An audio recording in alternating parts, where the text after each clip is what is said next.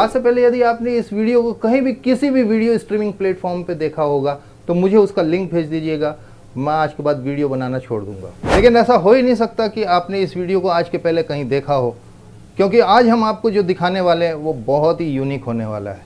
दोस्तों, आपने छोटे छोटे बच्चों को ट्रैम्पोलिन पे उछलते कूदते बहुत देखा होगा और उन्हीं बच्चों को सोप बबल के साथ खेलते हुए भी देखा होगा।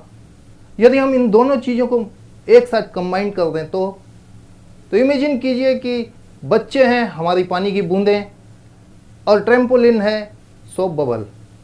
अब इस वीडियो को एंजॉय कीजिए।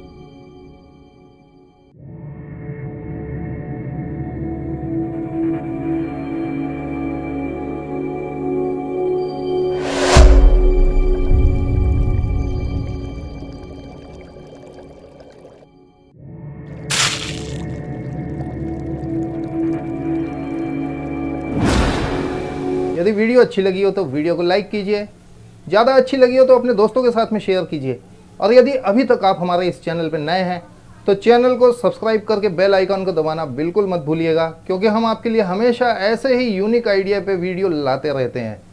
तो मिलते हैं अगले वीडियो में ऐसे ही किसी यूनिक आइडिया के साथ। तब तक के लिए बाय बाय।